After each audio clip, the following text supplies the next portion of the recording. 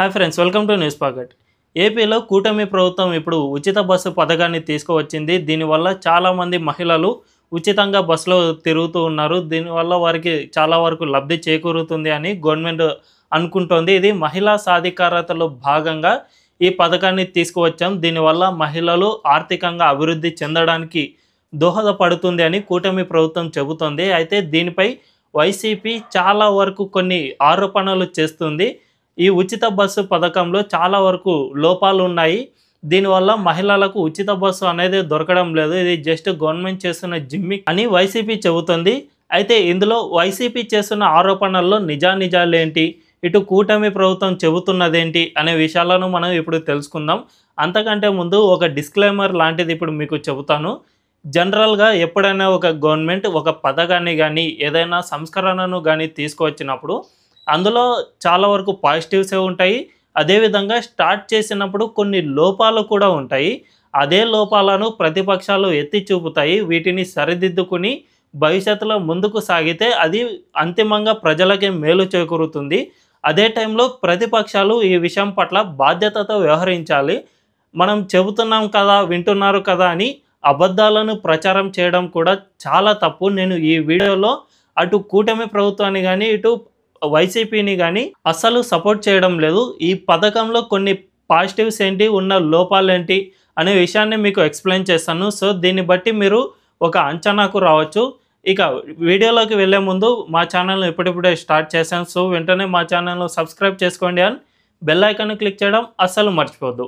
ఇక డీటెయిల్స్లోకి వెళ్తే, కూటమి ప్రభుత్వం ఉచిత బస్సు పథకాన్ని తీసుకురాగానే వైసీపీ కార్యకర్తలు కొంతమంది ఒక తప్పు పని చేశారు. అదేమిటంటే, ఆగస్టు 15న ఎప్పుడైతే ఉచిత బస్సు పథకాన్ని ప్రవేశపెట్టారో వెంటనే వైసీపీ కార్యకర్తలు కొంతమంది బస్సుల్లో ఎక్కి, అంటే ఉచిత బస్సుకు అవైలబుల్ లేని బస్సుల్లో ఎక్కడం, నాన్ స్టాప్ బస్సులు లేదంటే సూపర్ లగ్జరీ ఇటువంటి బస్సుల్లో ఎక్కి, చూడండి ఇక్కడ ఉచిత బస్సు అమలు కావడం లేదు, కూటమి ప్రభుత్వం చెబుతున్నదంతా జిమ్మిక్కు, ప్రభుత్వం అబద్ధాలు చెబుతుంది, అసలు ఉచిత బస్సు అనేది అమలు కావడం లేదు అని కొంతమంది వీడియోలు తీయడం స్టార్ట్ చేశారు. అదేవిధంగా కండక్టర్లతో గొడవ పడడం కూడా కొన్ని వీడియోలో కనిపించింది.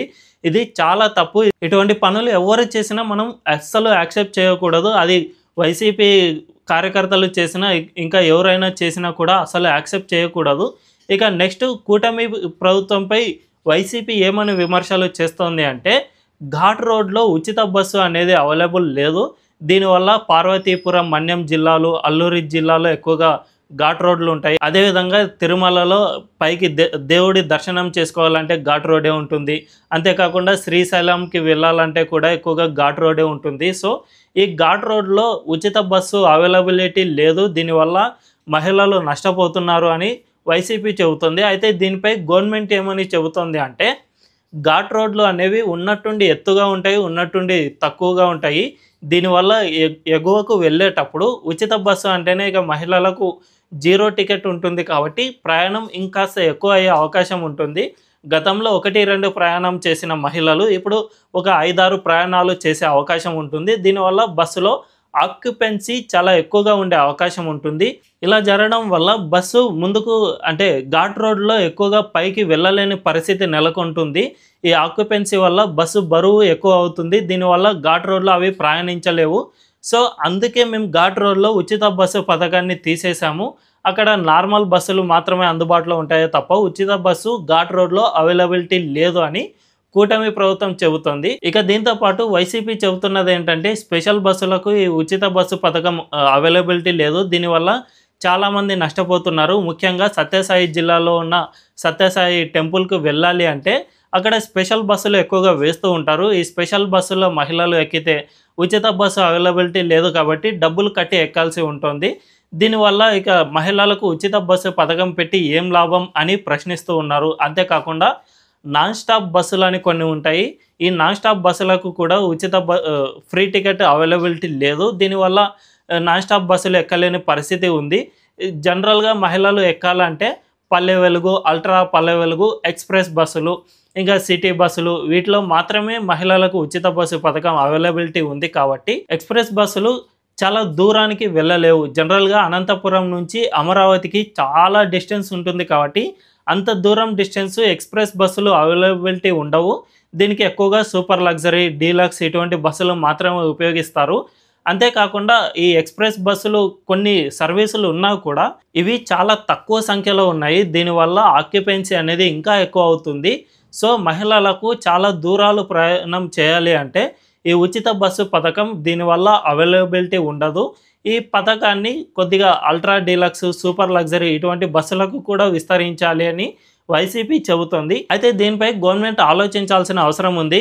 ఇందులో ఒక పాయింట్ అయితే కరెక్టే. చాలా దూరాలకు ఇటువంటి ఎక్స్‌ప్రెస్ బస్సులు వంటివి అవైలబిలిటీ ఉండవు. అంతేకాకుండా ఒకవేళ ఉన్నా కూడా చాలా తక్కువ మాత్రమే అవైలబిలిటీ ఉంటుంది కాబట్టి దీన్ని సూపర్ లగ్జరీ వరకు ఎక్స్టెండ్ చేయాల్సిన అవసరం ఎంతైనా ఉంది అని చాలామంది భావిస్తూ ఉన్నారు.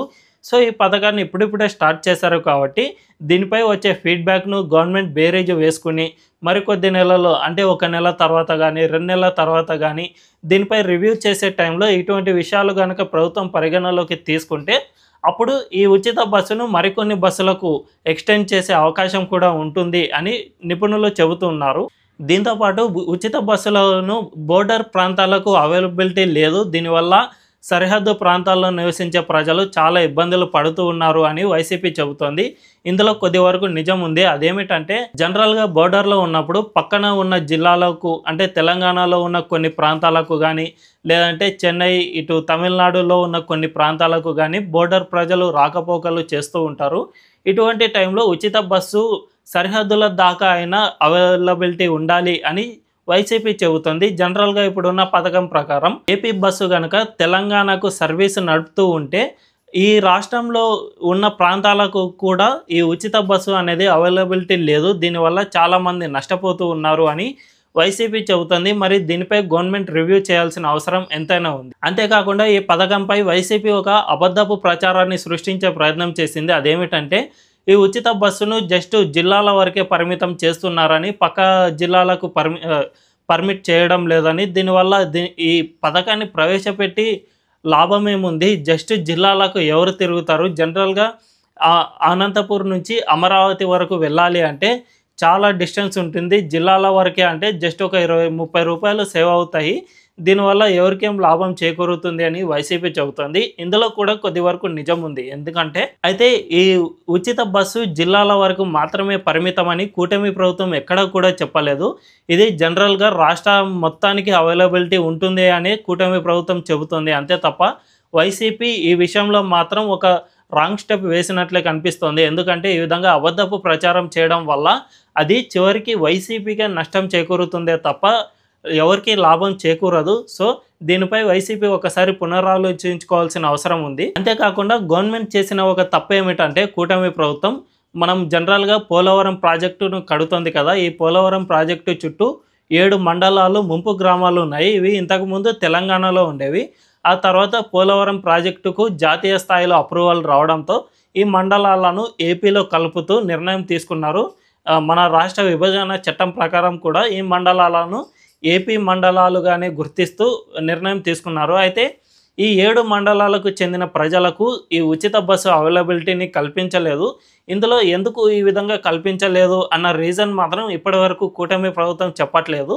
అయితే ఇది చాలా వరకు తప్పు అని మనం భావించవచ్చు. ఎందుకంటే 7 మండలాలను మనం ఏపీలో కలిపేసుకున్నాం. సో, దీన్ని బట్టి అక్కడి ప్రజలను కూడా మనం ఏపీలో కలిపేసుకున్నట్టుగానే భావించాలి. సో, వారికి కూడా మనం ఏపీ వారిగానే గుర్తించి వాళ్ళకు కూడా ప్రభుత్వం నుంచి రావాల్సిన అన్ని పథకాలను అందజేయాల్సిన అవసరం ఎంతైనా ఉంది. ఈ విషయంలో మరి కూటమి ప్రభుత్వం మరోసారి ఆలోచించుకోవాల్సిన అవసరం ఎంతైనా ఉంది. సో, ఈ ఉచిత బస్సుపై వైసీపీ చేస్తున్న ప్రచారం ఏంటి, కూటమి చెబుతున్న నిజం ఏంటి అనే విషయాలన్నిటినీ మీ ముందుకు ఉంచాను. కొన్ని ప్లస్ పాయింట్స్ ఉన్నాయి, కొన్ని మైనస్ పాయింట్స్ ఉన్నాయి. ఉచిత బస్సు మహిళా సాధికారతకు కోసం తీసుకువచ్చిన పథకం ఇది చాలా మంచి పథకమే. అయితే ఇందులో కొన్ని నెగటివ్స్ కూడా ఉన్నాయి. దీన్ని ప్రభుత్వం రాను రాను రివ్యూ చేసుకోవాల్సిన అవసరం ఉంది.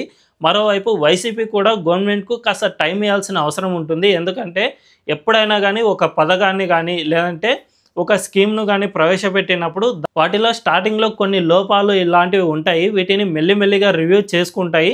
సో, ఆ రివ్యూ కోసం కొద్దిగా టైం ఇవ్వాల్సిన అవసరం ఉంది. అప్పుడు కూడా రివ్యూ చేసుకోకపోతే అప్పుడు దీన్ని రాష్ట్ర స్థాయిలో ప్రచారం చేసినా బాగుంటుంది. అంతే తప్ప ముందే ఇంకా ఇల్లాలగానే పండగ కాదు అని అంటారు కదా!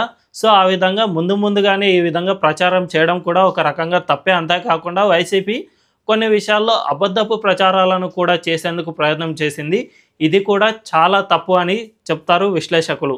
ఇక ఈ వీడియో గనుక మీకు నచ్చినట్లయితే ఖచ్చితంగా మా ఛానల్‌ను లైక్ చేయండి అండ్ సబ్స్క్రైబ్ చేసుకోవడం అస్సలు మర్చిపోవద్దు. Thank you.